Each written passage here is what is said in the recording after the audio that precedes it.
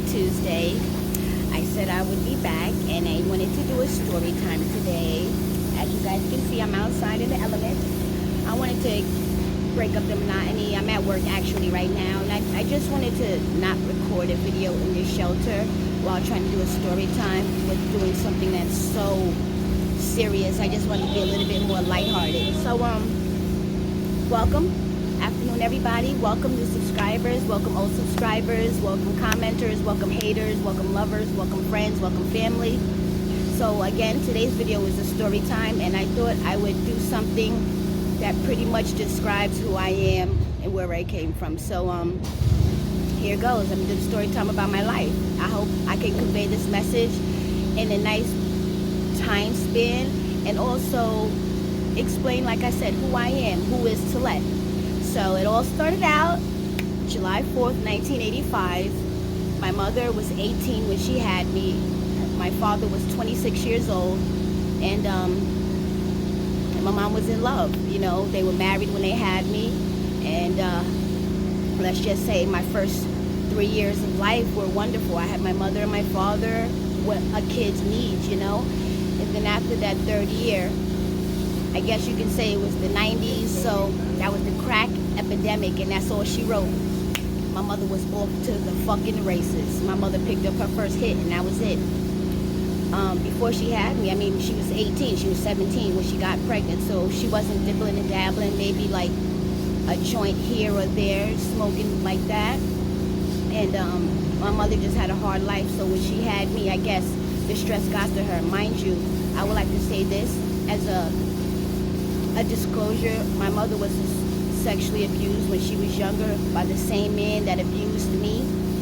So my mother was 9, 10, and 11, and the guy that abused us, he was 4 years older than her, so he was molesting her at that time. And then I'll get to my story. It's just the same man. So jump back into it. We're in the 80s. We're in the crack epidemic. My mother is off to the races. My father, he moves to Washington. That's it. Goes ghost. Okay, I wind up going to live with my grandmother. And my grandmother, she had my mother, of course, but she had twins. My mother is a twin. God rest her soul. My aunt died the year before last from alcoholism, a lot of other bad things, being with a man that watch her die. She wasn't supposed to drink alcohol, and this man watched my aunt drink alcohol to the day she died. So that's another story. That was my mother's twin sister. Their names were Annette and Tonette. Well, my mother's name is Tonette, and she'd kill me if she hear me saying that name. She hates her name. But my grandmother watched me, and it was my grandmother and my grandmother's boyfriend at the time, who was like her lover but not married, and he was like my grandfather. He treated me excellent. I did not want for anything when I lived with my grandmother and Gary. We lived in Laurelton, Queens. We had a house, I had a backyard, I had toys. I grew up wonderful. And then I want to say, when I was maybe 7 or 8 years old, my mother came back into the picture. She was pregnant with my younger sister. I have 3 younger sisters, so she was pregnant with my younger sister. And my grandmother was like, okay, you know what, you can go have your daughter back. You want to get clean, do what you got to do, take your kid. My grandmother was like, listen, I want to live my life. Outfit of the day.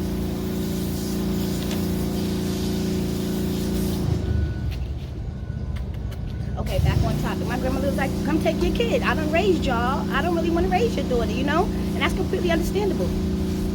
So I get back with my mother. My mother's pregnant, and this was the hardest time of my life. I can see it so clearly now. I can see my mother having a baby, and I can also see my mother laying naked on the mattress in the house with nothing on the floor but a mattress and her naked body there because the man just left out of the room. So my mother was selling her body, and I would see that. So with that being said, BCW came into the picture because what happened was I wasn't going to school. I wasn't doing anything like that once I got back with my mother, so BCW came. And what happened was my grandmother was told, hey, listen, we have your granddaughter in custody. You want your granddaughter? My grandmother was like, no, let my daughter deal with it. And I cannot even fault my grandmother. Yeah, she could have came and got me, but hey. So what happened was my grandmother's sister, who is my Aunt Bob, rest in peace if you want to say, she came and adopted me and my younger sister Tia, because she said, you know what, let's keep them together so they can grow up together. Let's not have separation. There's already too much separation. So me and my sister, we we go stay. Her name is Barbara Larry. She was living on the Army base because she was in the Army. And let's just say her and my grandmother, they never got along. She hated my grandmother because she looked at it. My grandmother was lighter, she was prettier, she was black and ugly. And growing up, there was a difference. And she just hated my grandmother. And she kept that same energy with me and my sister. Like, I'm a little lighter than my sister. My sister's darker. And she made it seem like, oh, you just like your grandmother. You think you bougie, you think you this. So my sister got all the attention and all the love. And I'm in this home. I miss my mother. I want my mother because I know my mother. My younger sister, she doesn't know my mother. You know what I'm saying? This is the woman that she knows as mom.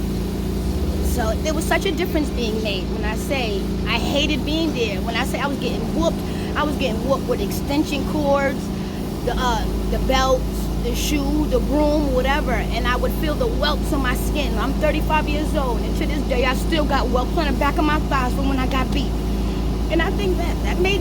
And all of that shit made me who I am today. An evil, miserable, just, oh, that woman was a mean, miserable woman. Like I said, she was in the Army, so everything was, stand up straight, move, don't breathe. I'm 9 and 10 years old, I'm shining my shoes. Like, it was a complete contrast. And I would love when my grandmother would be like, I'm coming to come get you, because it was such a break. My grandmother would take me, buy me nice frilly things and girly girl, and she would see that happiness. So as soon as my grandmother would drop me, or she would take my stuff away from me, didn't want to see no joy in my face. I feel like she wanted me to suffer because my mother was a crackhead and didn't want to come take care of me. And I had a hard life. And what happened was, I stayed with her all those years. Now her son, the one that molested and abused my mother, he wound up abusing me by the time I was age of 10 years old. It started off with coming in my room, let's look at the pornos and watching the screen and seeing that. I don't know what's going on. And then from there, let me touch you, and you a child, you don't know what you're doing. I look at it back now and I try to tell myself, you didn't know. You didn't know. I never threw myself at him. I never did anything. You see my body. Now look, peep this. Can you imagine me? 9 years old, 10 years old, 11 years old. I'm 35. Ain't no body there. So what happened was, he wound up forcing himself on me and molesting me, and I was never believed. I was never believed. She never believed me. And we had to go make a statement because, like I said, she was on the Army base, so we lived on the Army base. We lived on Fort Taunton and Fort Hamilton in New York. So when you make allegations like that, they have what they're called MPs, military police. So I had to go make a signed affidavit statement with her there. She was like, what's going on? What is this about? And I was like, I don't know. What happened was, the guy that was raping me, his brother, her other son, because he didn't like him either. He was disgusted with him. He was like, yo, this is disgusting. He wound up telling the military police, so they wound up basically saying, listen, bring your ass down here. We got something going on. This your daughter? Because at this time, I was legally adopted. She adopted me and my sister legally, so that was my mother. And we get to the police station, the military police station, and I tell my statement, and the whole time she's like, you ain't nothing but a fucking liar. You a disgrace. And like I say, at 35 years old, I could see the anger in her, and I could see where I get it from, just trying to talk down to Chad sometimes and being so angry. But I'm glad that I could see it now. And sometimes I just say, you know what, she's gone. Don't bring that pain into now, but how can I not? She shaped the woman that I am. All that anger and hatred, it took the place of where love was supposed to be, the caring was supposed to be. I mean, I grew up pretty much to be in competition with my sister, always being alone. I never was supported. If I had a program or if I had an event, I never had nobody there for me. I graduated high school by myself, so forgive me, guys. So with that being said, I did all of that, getting abused and everything. I'm trying to water it down. I mean, if you have any questions that I can help you more, please feel free to ask them. I stayed there till I was 15, and I met my first love. I'll never forget his name, Joel. And we bonded, and what happened was, I wound up getting pregnant there. I lost my virginity with him, and I got pregnant. And the moment she found out I was pregnant, she packed my shit and put me into a home. And I went to the New York Foundling in Manhattan on 7th Avenue. And ever since the age of 15, I've been on my own, back and forth, in and out the system. And it's sad to say, at 35 years old, I'm still in a fucking shelter.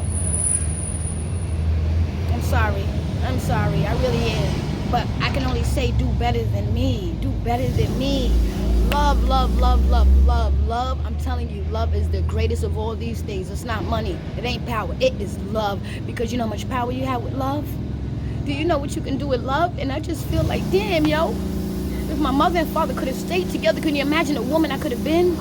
If I was ever adopted and hurt like that, could you imagine who I've been, who I could have been right now? But then I got to say things like, girl, this is who you are right now, so fix who the fuck you are right now. Like just today, me and Chad was supposed to eat lunch together today, and I wasn't even going to do this video, but he left me. No call, no text, no nothing. And I said to myself, should I get angry or mad or just like, fuck it? And I said to myself, you know what?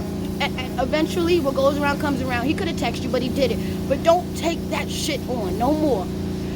Be who you gonna be and be happy. I know y'all see I don't wear my ring like that no more because I just don't know what the fuck to do. Every time I think we gonna get a little bit closer, the devil's like, bam, you know? Nah, it ain't gonna work this time around. So, I don't know. Again, I'm all over the place. So, what happened was at 16, I got pregnant. And she sent me to the home. And what happened was I wound up getting in contact back with my mother at the age of 16 and pregnant. She came to the Army base and she said, come to the Bronx and stay with me for the weekend. My mother was in a shelter.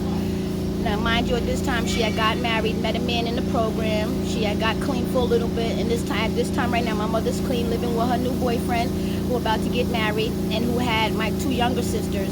Their father, he passed away. Right now, he's dead.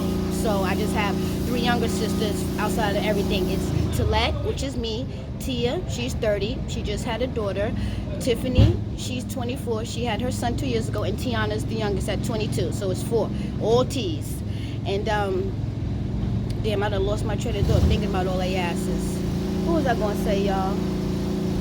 I don't know. But pretty much what I really want to say is that my mother was clean. And she's like, come be with me, you know? Because like I said, I never forgot who the fuck my mother was. I don't care how many beatings you give me, how many times you tell me to call you mother. I'll never forget my mother. Never in my life. So I came to stay with my mother. And my mother was like, yo, you 16 and you pregnant. You know what you can do with your life? And I know a lot of people may not agree with this, but I was 16 years old and I was 5.5 months pregnant. And I went and I terminated my pregnancy in Manhattan. And it took 3 days. They had to put laminary sticks inside of me, incisions to spread my cervix so that I can give a dead birth on the 3rd day. And that's what I did at 16 years old by myself every single day on the 6th train. And that was my first experience being a woman, damn near, and having an abortion. Thought I was going to have me a baby and I was going to be good. And after that, because I didn't have the baby, I had to go into another home. So I wound up going into another home for adolescent youths in Staten Island. I couldn't take it there. I begged my mother, please, somebody come get me out of this home. I don't want to do it because my mother, she has a case. So she can't take me back and I'm 16. So what happened was my grandmother, always on time, my grandmother said, come home, baby. I ain't going to let you stay out here no more. At 16 years old, my grandmother brought me back home to Queens. And I stayed until Queens. 16, 17, 18, 19, 20, 21, 22, 23, until I met Chad Richards. I've been in Queens that whole time trying to regain my life. And I feel like I never even regained my life. I didn't do anything right. And I'm trying now. And I just know that growing up the way I did, it helped form a mean, evil, insecure woman. Because sometimes I don't even feel pretty. I question myself and says, is this beauty? Sometimes I question myself so much, and I don't know why. I don't know how to fix it, but I'm trying. Every day I tell myself I'm gorgeous, because if I don't tell myself that, if I don't tell myself I'm incredible, that devil is going to keep feeding me all that bullshit that I don't deserve to hear. Because I'm a fucking survivor. I came from nothing, went through nothing, and still survived. And I can say right now, 35 years old, I'm proud to say that me and my mother is awesome. I call my mother right now if I could. I'm going to put a picture of my mother right here someplace. I'm learning my editing, y'all. I'm learning it. So a picture of my mother is going to be right here. So she's stunning, simply stunning. And that's what 10 years next year of sobriety will do. 10 years. And I'm so happy. So with that being said, that's kind of like a fully eclipsed story time of me coming here, and y'all can kind of understand the woman that sits here before you and where my insecurities come from, the questioning and all that stuff. You can kind of get an idea of how it came into play. I'm going to continue to do another story time. There's so many story times. I can tell you the times how just speaking about future life, I really don't know what's gonna happen, but I can do story times like how me and Chad, survived living in we survived in a 2-door 335 BMW. I had 335, like I said, it was hell, but we did it. I could do a story time on that. I could do a story time on how when we got married, his father kicked us out of the apartment and we had no place to go, just a car full of shit. How my grandmother kicked us out, and this is how recently me and my grandmother just started getting on terms, because she kicked me out of her home with Chad and I had no place to go, so a lot of healing is being done with my family. My grandmother, she was a broken woman, an insecure woman. Even though she was beautiful, she never felt it, and all she did was pass that down onto children, who passed that down onto the generation. And I'm trying to break this generational curse of us being insecure women that feel like we don't deserve it. Black women, we feel like we don't deserve happiness. We do. Bitches, listen up. Queens, we deserve to smile just as much as the white chicks do. And I know my thinking is kind of jaded right now, but what I'm saying is we deserve to be happy. Ain't nothing wrong with feeling good about yourself. Sometimes I feel guilty about being happy, and it's like, why? Chadwick Boseman, you know what I'm saying? Our Black Panther, gone. Life, Smish, gone. Chi-Chi DeVane, gone. Drag Race. And this is people that I kind of looked up to, like, yo, y'all living y'all truth, y'all living y'all dream, and then they gone, not to live another dream again. So live, guys, love, guys. Subscribe. I'm on the road to 1,000. You understand? I feel like I can make it out here. I got stories to tell. I got a dream to live. I got so much hurt that I want to just move over with and just continue the happiness. Like I said, if I do this journey with Chad or not, I want to continue this journey. I love doing YouTube. I love interacting with you guys. I love it. I love it. I love it. I can't stress that enough. But with that being said, I'm getting back to work. I don't want to make the video too long. I really hope you guys enjoyed my little rendition of a story time, shelter style. I love you guys so much. You make it so possible for me to do this. And thank you. Just thank you so much. Love, smile, live life. I hope the video comes out great. I'm going to edit it. I like putting my videos up and out and get ready for you guys. Women, be strong. My queens, be strong. My kings, be strong. Treat each other with kindness and happiness, please. That's all this world really needs.